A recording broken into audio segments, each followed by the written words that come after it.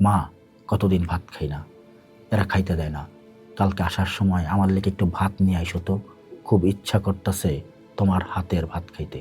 1 September.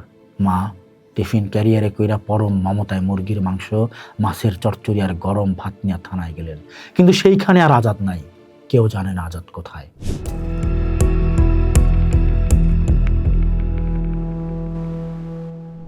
রাইতের নিস্তব্ধতা যখন কান্নার নোনা গন্ধে ভারী হয়ে আসে, তখন ইতিহাসের ধূসর পাতা থেকে উঠে আসে এক দীর্ঘশ্বাস। 1971 সালের সেই ঘোর অন্ধকারের রাইতগুলার কথা ভাবলে আইজও বুক কাঁইপা ওঠে। মগবাজারের একটা কোণে যখন ঘাতক জল্লাদকে বুটের শব্দ আর ট্রাকের কর্কশ গর্জন প্রতিধ্বনিত হইতাছিল, তখন ঘড়ির কাঁটায় রাত 2টা। সেই শব্দে কেবল একটা সাধারণ পরিবারের ঘুম ভাঙে নাই, যেন থমকায় গেছিল আস্ত একটা জাতির হৃদস্পন্দন। পাকিস্তানি সৈন্যরা যখন হির হির কইরা টাইনা নিয়ে যেতেছিল 1 সুদর্শন তরুণকে, তখন কেউ জানতো না যে এই সাধারণ এক গ্রেপ্তারের আড়ালে জন্ম নিতে যাইতেছে পৃথিবীর ইতিহাসের সবচেয়ে বিষাদময় অথচ বীরত্বপূর্ণ এক মহাকাব্যের। আপনারা জানেন সেই তরুণের নাম কি? সেই তরুণের নাম মাকফার উদ্দিন চৌধুরী আজাদ। আর তার নেপথ্যে দাঁড়ায় আসিলেন এমন এক মা, যার ত্যাগের কাছে হিমালয় আইজও নত জানো। আজাদের গল্পটা শুরু হইতে পারত কোনো রূপকথার রাজপুত্রের মতো। ঢাকার ইস্কাটনে 2.25 বিঘা জমির উপরে ছিল তাগো সুরম্য প্রাসাদ। বিলাসিতা আর আভিজাত্যের কোনো কমতি আসিল না সেইখানে। এলভিস প্রিসলির পাগল ভক্ত, পশ্চিমা পোশাকে অভ্যস্ত, সিনেমায় বুঁদ হইয়া থাকা এই তরুণটা ছিল তার বাবা মায়ের একমাত্র সন্তান। পড়াশোনায় দুর্দান্ত মেধাবী আজাদের শৈশব কাটছিল প্রাচুর্যের মধ্য দিয়া, কিন্তু আভিজাত্যের সেই রেশম কোমল জীবন তছনছ হয়ে যায় যখন আজাদের বয়স মাত্র 12। তার বাবা ইউনুস চৌধুরী দ্বিতীয় বিয়া করলে আজাদের মা মোসাম্মদ সাফিয়া বেগম এক মুহূর্ত দ্বিধা করেন নাই। নিজের আত্মসম্মানের বিসর্জন দিয়া সেই রাজপ্রাসাদে পইরা থাকার চেয়ে তিনি বাইছা নিছিলেন অনিশ্চিত এক কঠিন জীবন। কিশোর আজাদের হাত ধরে এক কাপড়ে বাইর হয়ে আসছিলেন সে আভিজাত্য থেকে। ইস্কাটনের বৈভব পিছনে ফেলা তারা আশ্রয় নিছিলেন পুরান ঢাকার এক সাধারণ ঘরে। সাফিয়া বেগম ছিলেন অসামান্য ব্যক্তিত্ব সম্পন্ন এক নারী। স্বামীর অগাধ সম্পদ থাকা সত্ত্বেও তার থেকে 1 আনা পয়সাও তিনি কোনোদিন স্পর্শ করেন নাই। অভাব ছিল নিত্য সঙ্গী, কিন্তু সাফিয়া বেগম ছেলেরে শিখাইছিলেন মেরুদণ্ড সোজা কইরা বাঁচার মন্ত্র। সেই ছেলেই একদিন হয়ে উঠল বাংলার স্বাধীনতার এক অতন্দ্র প্রহরী। 1970 সাল, করাচি বিশ্ববিদ্যালয় থেকে ইতিহাসের পাঠচোকায় দেশে ফিরলেন আজাদ। ভর্তি হইলেন ঢাকা বিশ্ববিদ্যালয়ের আন্তর্জাতিক সম্পর্ক বিভাগে। তখন চারিদিকে ঝড়ের পূর্বাভাস। 71-এর শুরুতেই যখন বাংলার আকাশ বারুদের গন্ধে ভারী হয়ে উঠল, আজাদের বন্ধু রুমি বদি জুয়েলরা এক এক যোগ দিল মুক্তিযুদ্ধে। তারা আগরতলা থেকে প্রশিক্ষণ নিয়ে ফিরা ক্র্যাক প্লাটুনের সদস্য হইয়া একের পর এক দুঃসাহসী গেরিলা অপারেশন চালাইতেছিল। আজাদের রক্তেও তখন দেশপ্রেমের টকবগে আগুন, কিন্তু তার মনে একটা বড় সংশয়, মা। এই পৃথিবীতে মা ছাড়া তার কেউ নাই, আর মায়েরও তিনি ছাড়া কেউ নাই। একদিন দ্বিধা ছাইরা মারে জিজ্ঞেস করলেন, মা সবাই যুদ্ধে যাইতেছে, আমি কি ঘরে বসে থাকবো? মা তোমার অনুমতি পাইলে তাইলে আমি যুদ্ধে যাব। মা সাফিয়া বেগম জানতেন তার অনুমতির অর্থ হইতে পারে তার একমাত্র চোখের মনি চিরতরে হারায় যাওয়া।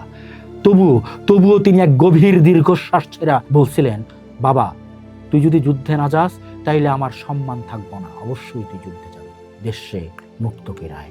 মায়ের দোয়া মাথায় নিয়ে আজাদ হয়ে উঠলেন ক্র্যাক প্লাটুনের এক লড়াকু সৈনিক। তাগো মগবাজারের বাড়িটা হয়ে উঠল মুক্তিযোদ্ধা গোপন আস্তানা আর অস্ত্রের গুদাম। সেইখানে ক্রিকেটার জুয়েল, সাংবাদিক আবুল বাশাররা দিনরাত এক কইরা অপারেশন ছক কষতেন। কিন্তু আগস্টের সেই কালো রাইতে বিশ্বাসঘাতক ইশারায় ঘাতকরা হানা দিল। 30 আগস্ট দিবাগত রাইতে পাকিস্তানি বাহিনী মগবাজারের সেই বাড়ি ঘেরাও করে ধস্তাধস্তি হইল, আর শেষ পর্যন্ত আজাদ, জুয়েল, বাশার ধরা পড়ল। তাগরে নিয়ে যাওয়া হইল তেজগাঁওয়ের নাকালপাড়ার সেই কুখ্যাত টর্চার সেলে। সেইখানে মধ্যযুগীয় বর্বরতা চালানো হইল আজাদের উপরে। সিলিং ফ্যানের লগে উল্টা কইরা সারাদিন ঝুলাইয়া রাখা, নখ উপড়ায় ফেলা, নগ্ন শরীরে বরফ ঢাইলা দেওয়া। পাকিস্তানিরা চাইছিল আজাদের মুখ থেকে তার সহযোদ্ধা নাম, কিন্তু আজাদের বুকে ছিল পাথরের মতো শক্ত। তিনি জানতেন তার একটা তথ্য ফাঁস মানে শত শত মুক্তিযোদ্ধার মৃত্যু। শারীরিক যন্ত্রণায় যখন তিনি কুকড়ায় যেতেছিলেন, তখন তার চোখের সামনে ভাইসে উঠতেছিল মায়ের সেই দৃঢ় মুখচ্ছবি। পরদিন রমনা থানায় যখন মা সাফিয়া বেগম তার আদরের আজাদরে দেখতে গেলেন, তখন সেই সুদর্শন রাজপুতের চেহারা আর অবশিষ্ট নাই।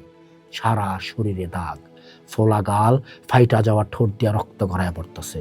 মা কি ডুকরায় কাইন্দা উঠছিল? না, সাফিয়া বেগম আছিলেন এক অসামান্য ধাত্রী। পাকিস্তানিরা প্রলোভন দেখাইছিল, আজাদ যদি রাজসাক্ষী হইয়া বন্ধুগণ নাম কইয়া দেয় তাইলে তারে মুক্তি দেওয়া হইব। মা আজাদের কপালে হাত বুলায় কানে কানে কইছিলেন, বাবা ওরা তোমারে মারবে, কষ্ট দিব, কিন্তু সহ্য কইরা থাইকো, কারোর নাম বইল না।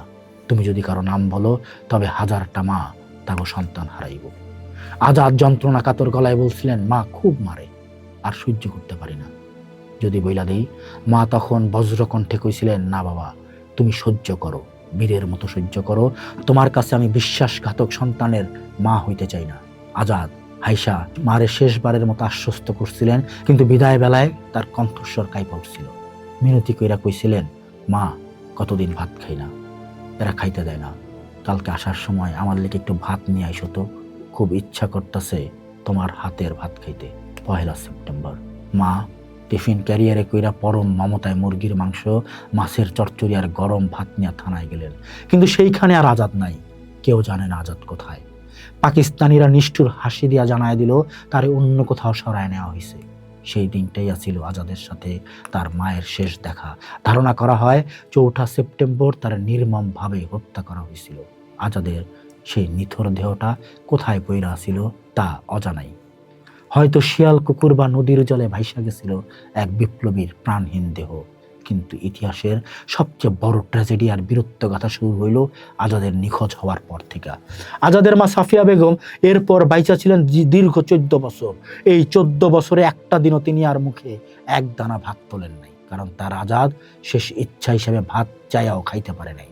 যেই মা একদিন তার ইস্কাটনের প্রাসাদে রোজ 50 জনের ভোজের আসর বসাইতেন, সেই মা নিজের দণ্ড দিলেন এক অকল্পনীয় উপবাসে।